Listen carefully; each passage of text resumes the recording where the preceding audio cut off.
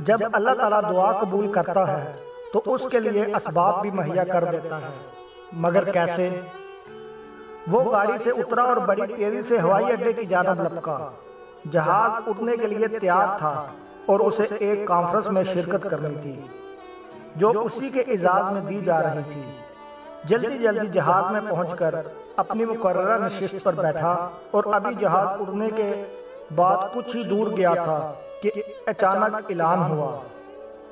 آسمانی بجلی کے کڑکنے اور تیز اور طوفانی بارش کی وجہ سے انتظامی آلات میں خلل واقع ہو گیا ہے، لہذا جہاز کو نزدیک ترین ہوائی اڈے پر اتارا جا رہا ہے۔ وہ جہاز سے اترتے ہی ہوائی اڈے کے عملے کے منتظم کے پاس پہنچا اور بولا، میں ایک جانا مانا عالمی ڈاکٹر ہوں۔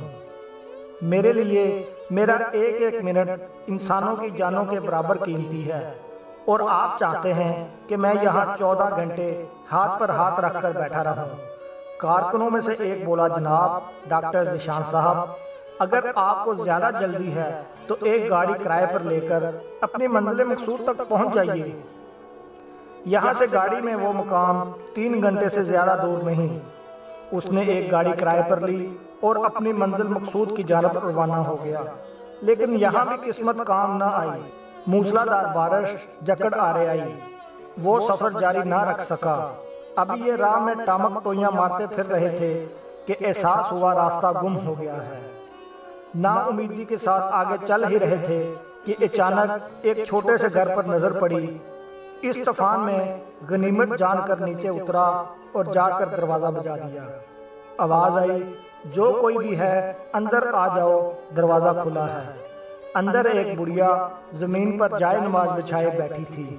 اس نے کہا، ماں جی اجازت ہے میں آپ کا فون استعمال کر لوں؟ بڑھیا مسکرائی اور بولی، بیٹا کون سا فون؟ یہاں تو نہ بجلی ہے نہ فون، لیکن تم بیٹھو، سامنے چائے رکھی ہے، پیالی میں ڈال کر پیو، تھکن دور ہو جائے گی، اور کھانے کو بھی کچھ نہ کچھ رکھا ہوگا، کھا لو تاکہ آگے سفر کے لیے طاقت آئے۔ ڈاکٹر نے بڑھیا کا شکریہ ادا کرتے ہوئے پیالی میں چائے ڈالی اور پینے میں مشغول ہو گیا۔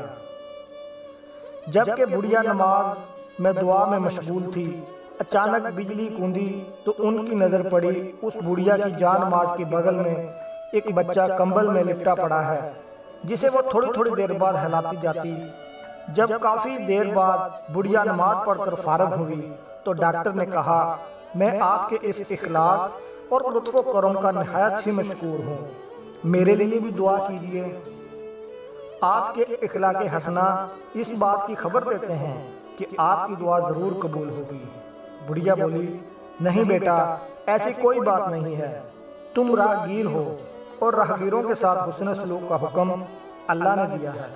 میں نے تمہارے لیے بھی دعا کی ہے، خدا کا شکر ہے کہ اس نے میری ہر دعا سنی ہے، بس ایک دعا کی قبولیت میں شاید ابھی کچھ دیر ہو۔ ڈاکٹر نے پوچھا، کون سی دعا؟ بڑھیا بولی، یہ جو بچہ تمہاری آنکھوں کے سامنے ادموا پڑا ہے میرا پوتا ہے، نہ اس کی ماں زندہ رہی نہ باپ، اس بڑھاپے میں اس کی ذمہ داری مجھ پر ہے۔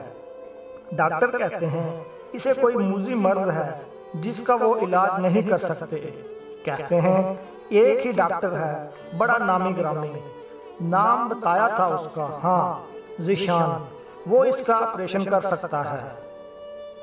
لیکن میں بڑھیا کہاں اس تک پہنچ سکتی ہوں، لے کر جاؤں بھی تو پتہ نہیں قبول کرے یا نہ کرے، میری تو خیر ہے، یہ بیچارہ بچہ خوار ہو جائے گا۔